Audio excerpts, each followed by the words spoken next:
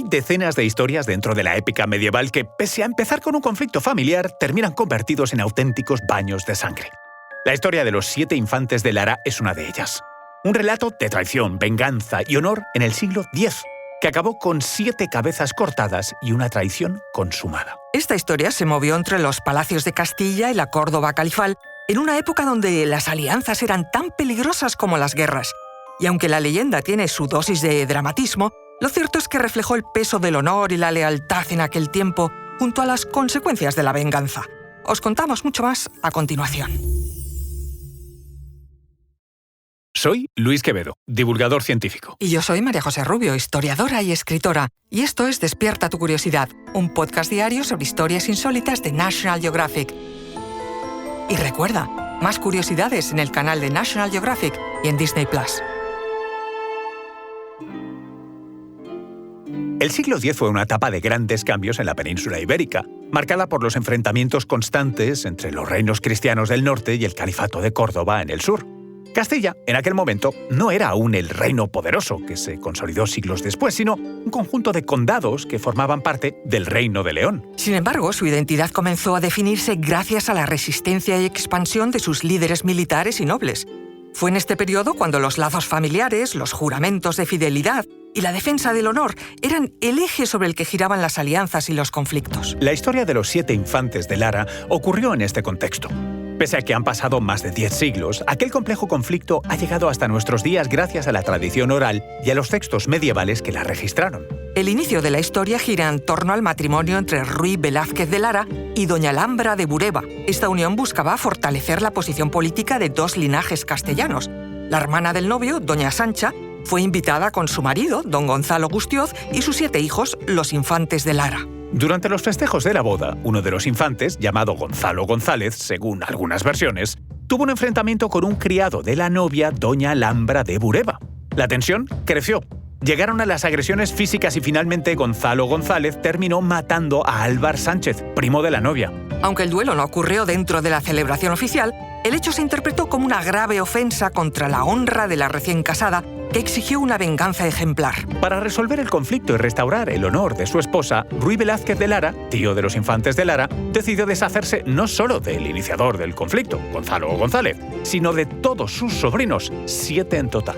Paralelamente y para no dejar cabos sueltos, Ruy Velázquez también traicionó a su cuñado, Gonzalo Gustioz, esposo de su hermana doña Sancha y padre de los infantes de Lara. Para ello le encargó la supuesta misión de entregar una carta al califa musulmán de Córdoba. Pero la misión era en realidad una trampa, ya que la propia misiva llevaba al califa la orden de ejecutar al emisario, Gonzalo Gustioz. Sin embargo, el califa, tras leer la carta, mostró compasión y decidió no ejecutarlo, aunque sí mantenerlo prisionero. Algunas fuentes aseguran cómo Gonzalo Gustioz fue tratado con cierta consideración. Volvamos ahora con los infantes de Lara. Ruy Velázquez, en lugar de enfrentarse a ellos, sus sobrinos, planteó una emboscada bajo el pretexto de enviarlos a una expedición militar. Fueron entregados a los musulmanes, ejecutados y decapitados.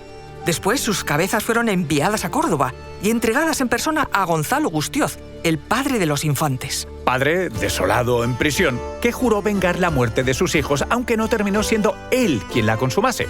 ¿Por qué? Pues porque en esta etapa conoció a una noble musulmana, a menudo identificada en relatos como hermana o familiar del propio califa de Córdoba.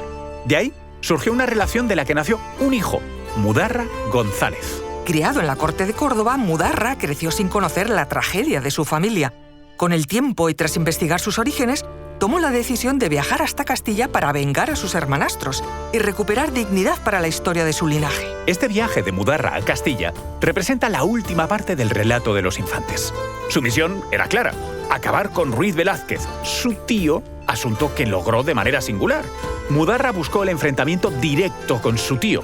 Le prendió fuego a su barba, terminó por asesinarle, en un gesto que se entendió de justicia en nombre de sus 7 hermanastros muertos. Se cree que la leyenda de los infantes de Lara tuvo origen en un cantar de gesta compuesto hacia el año 1000. Los cantares de gesta eran narraciones en verso que relataban las hazañas de héroes y eran recitadas por juglares en lugares públicos. Aunque eso sí, este poema épico no se ha conservado. Así pues, la ausencia de un texto original del cantar de los 7 infantes de Lara ha llevado a los filólogos modernos a intentar la reconstrucción a partir de las prosificaciones posteriores y de los romances que sí han sobrevivido. La primera versión escrita de la leyenda aparece en Historia de España, también conocida como Primera Crónica General, compilada durante el reinado de Alfonso X el Sabio en el siglo XIII. Posteriormente, la leyenda fue incluida en otras crónicas. Estos romances formaron parte del Romancero Viejo, un conjunto de narraciones épicas populares que circularon oralmente antes de ser recogidas finalmente en manuscritos y cancioneros. Ya en los siglos XVI y XVII, con la consolidación de la literatura escrita y la imprenta, la leyenda pasó del ámbito oral al teatro y la prosa. Y aunque no existen obras de teatro dedicadas exclusivamente a los infantes de Lara, dentro del corpus de Lope de Vega, Calderón de la Barca o Tirso de Molina encontramos referencias. Hoy, cada año, en localidades como Salas de los Infantes y Castrillo de la Reina, se celebran eventos en honor a los infantes de Lara. Estas festividades incluyen representaciones teatrales, desfiles medievales y conferencias sobre la historia y la leyenda. Aunque tal vez no haya alcanzado la notoriedad de otras historias medievales, como el Cantar de Mío Cid, la leyenda de los infantes de Lara es un referente cultural en la región de Castilla y León y parte de la historia de España.